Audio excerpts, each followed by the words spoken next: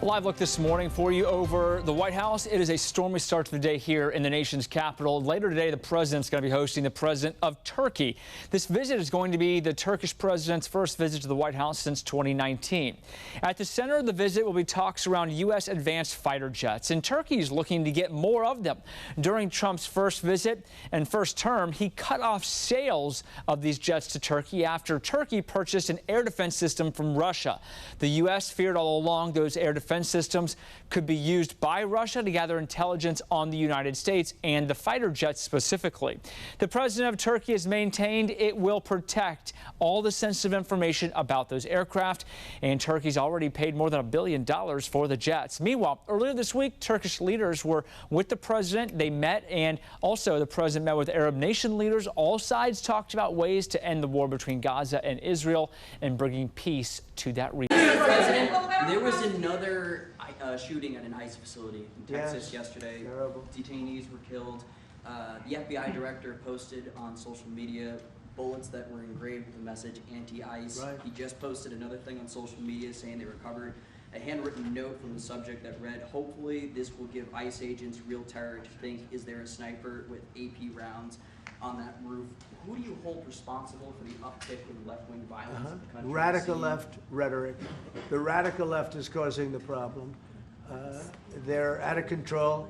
They're saying things, and they're really dumb people. I mean, I look at Crockett. I look at some of these people. They're very low IQ people, actually.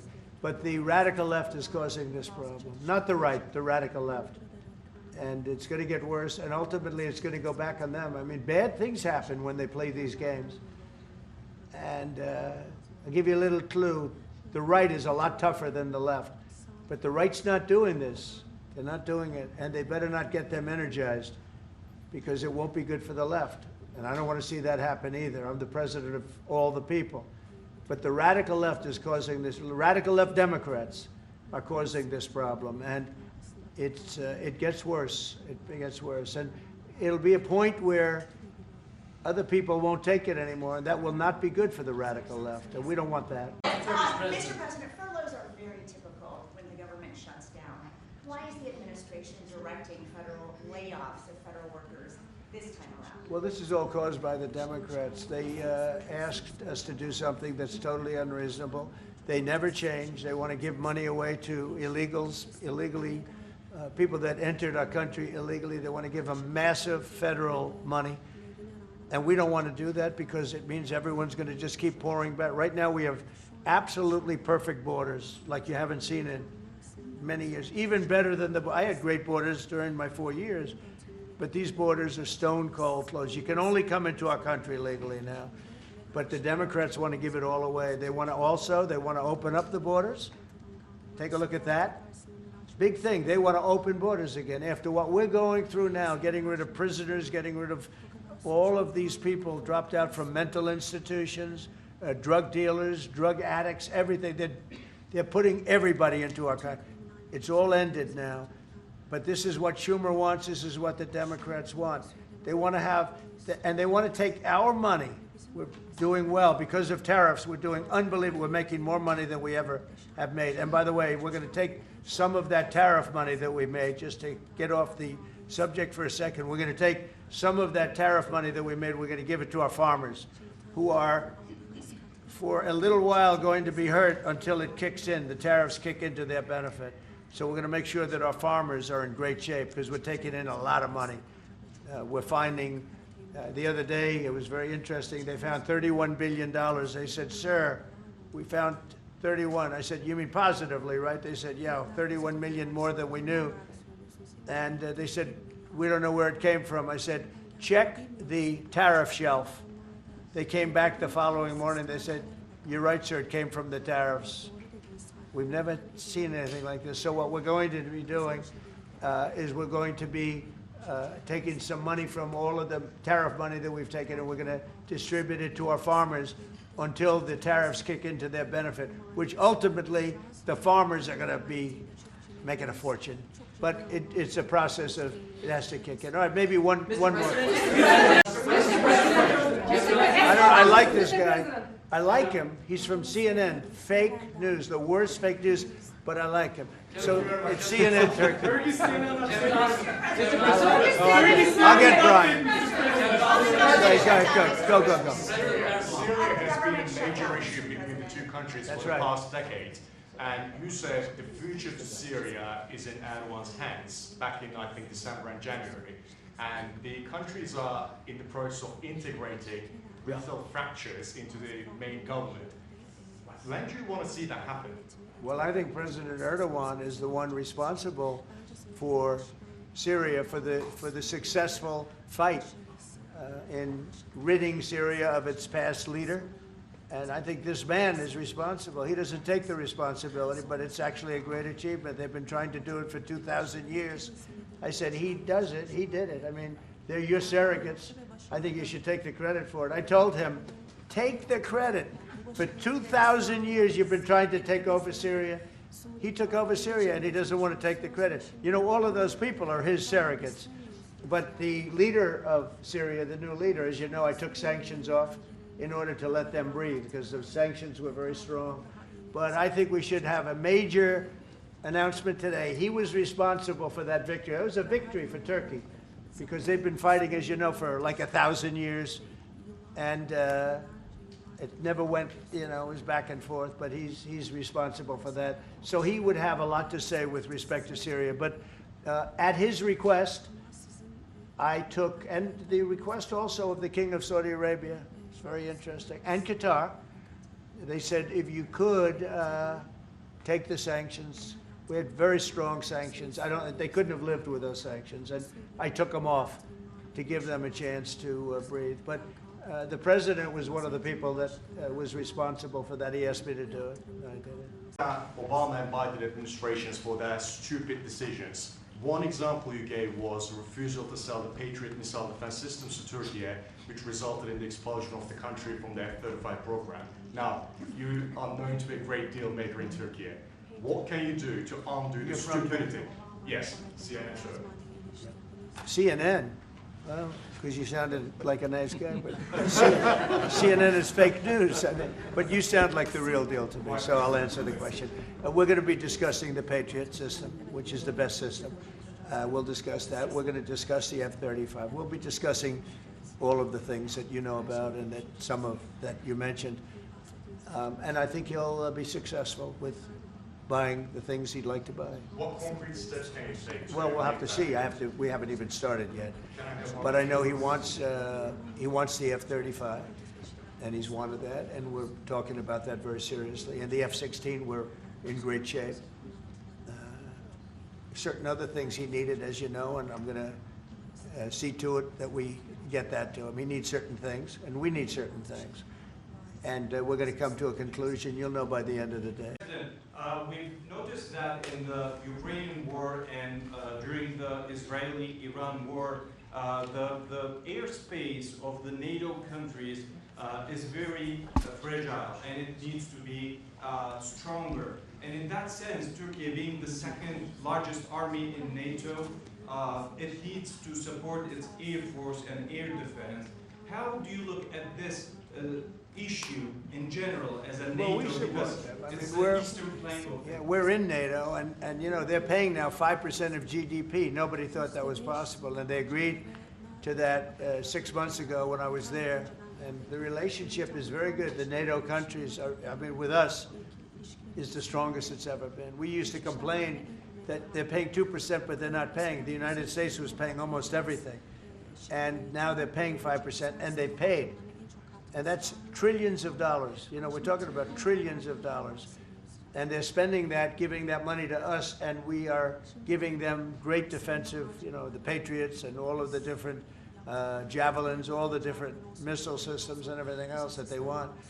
But it's, you know, it's trillions of dollars. So we appreciate that they did that. So they went from 2% to 5% of GDP, and that was something that nobody even would bring up. Biden should have brought it up a long time ago, because under Biden, we paid $350 billion, and all it did is make things worse. So we'll see how. Sanctions on Russia, even if not all NATO countries stop purchasing Russian oil? We're going to be seeing about that. The NATO countries were disappointing in that regard, but they've been very amazing in other ways. They did, as you know, they went from 2% to 5% GDP, and that's a big step, and it's paid. I mean, they have the money there. And we're selling a tremendous amount of military equipment to NATO. We're selling. We're not giving like Biden did. We're selling it to NATO, and it's a lot. They're buying a lot, and I assume they're giving it to Ukraine. They could buy it for other reasons too, but I assume they're giving most of it to Ukraine. But they're buying highly sophisticated weaponry, and they're paying for it full price. And that's how we're involved. Biden gave $350 billion. Look, this war would have never started if I were president. If I were president, this war would never be happened. Would have never happened. Yeah. Öncelikle bu ziyaretimizi Birleşmiş Milletler Genel Kurulu'yla iç içe olan bir dönemde gerçekleştirdiğimizden dolayı arkadaşlarımla beraber çok mutluyuz. Gerek Sayın Trump'ın birinci döneminde gerekse ikinci dönemde Türkiye-Amerika ilişkilerinde farklı bir süreci yaşıyoruz. Kendilerinin de az önce ifade ettiği gibi gerek F-35 konusu, gerek F-16 konusu, gerekse Halk Bankası'yla ilgili aramızdaki ilişkiler konusunu bugün etraflıca görüşme fırsatı bulacağımıza inanıyorum. Heybeliada okuluyla ilgili ise orada üzerimize ne düşerse biz onu zaten yapmaya hazırız. Dönünce de Sayın Bartolomeo'yla bu konuyu görüşme fırsatı bulacağım. First, Mr. President, I am very pleased that this visit actually coincides with the 80th UNGA. So I am very pleased to be here with my colleagues and friends. And as we have said, during the first term of your presidency and during your second term, we are able to carry Turkey and U.S. relations to a much different level and process. And as you've said, we have an opportunity here today to be able to discuss some of the issues regarding the F-35, the F-16, and also the Halkbank case, and we will have an opportunity to thoroughly discuss them. And based on what you have mentioned regarding the Heybeliada school, we are ready to do whatever we can that falls on our part, and I will, when I get back, try to discuss this issue with the esteemed Mr. Bartholomos to discuss how we can move forward on that. Okay, very good. I would like to be able to do that. The Greek Orthodox Church was here, and they would really like to have some help. They need some help, and I said I'd mention it. We appreciate it. So this is a tough man. This is a guy who's highly opinionated. Usually I don't like opinionated people, but I always like this one. But he's a tough one, and he does an amazing job in his country. And we've had tremendous relationships, both having to do with war and having to do with trade. And I guess today we're talking about both. I'd like to have him stop buying any oil from Russia while Russia continues this rampage against Ukraine. And they've been fighting. They've lost millions of lives already. And for what? You know, for what? It's disgraceful. And I said yesterday, let it keep going because their economy is absolutely terrible right now, and I think it's a shame that they're doing that, killing a lot of people unnecessarily. 7,818 people were killed last week, mostly military people, their people, and Ukrainians. More Russians actually than Ukraine, a little bit more, but it's such a waste of human life, and so he ought to stop. Putin ought to stop. And with that, we'll get to a little bit of a discussion. We're going to make some great trade deals for both countries. We do a lot of business with Turkey. They build great products. They build beautiful, great products, really fantastic manufacturers. And we buy a lot from them, and they buy a lot from us. Same page, Mr. Erdogan, for Palestine, Israel? Well, I don't know his stance. I can't tell you about that. I just say that we want to get Gaza over with. I had a great meeting with the leaders of that area, of that region. Generally speaking, the Middle East. We had a great meeting the other day at UNGA, as you know, and I think we're close to getting some kind of a deal done. Yeah, we want to get the hostages back. I have to get the hostages back. We're the ones that got the hostages, all of them that we have now. But it looks like there are 20 living hostages and probably 38 or so dead hostages. Pretty sad. And the parents of those dead souls, those dead, mostly men, boys, in many cases like literally boys, they want those bodies back so badly, as much as though they were alive. And so we had a very good meeting with the representatives of the most powerful countries in the Middle East, and I think we're going to be close to a deal. How do you see a joint initiative with President Erdogan to bring the President of Russia, Putin, and President Zelensky to the negotiating table? Well, I can tell you that President Erdogan is very respected by both of them. Everybody respects Erdogan. They really respect Erdogan. I do. And I think he could have a big influence if he wants to. Right now, he's very neutral. He likes being neutral. So do I like being neutral. But he's somebody that, if he got involved, the best thing he could do is not buy oil and gas from Russia. If he did that, that would be probably the best thing. He knows Putin like I know Putin. I thought Putin, I settled, as you know, 7 wars, and it's probably more than that if you really want to know the real facts, but 7 wars, and I thought this would be among the easier ones to settle. But I'm very disappointed in Putin. And he's been fighting hard, he's been fighting long, and they lost millions, they lost like 1 million soldiers. And you know, with all of the heavy bombardment over the last 2 weeks, they've gained almost no land. Think of that. They've gained almost no land. And I'm not going to ever call anybody a paper tiger, but Russia spent millions and millions of dollars in bombs, missiles, ammunition, and lives, their lives. And they've gained virtually no land. I think it's time to stop. I really do.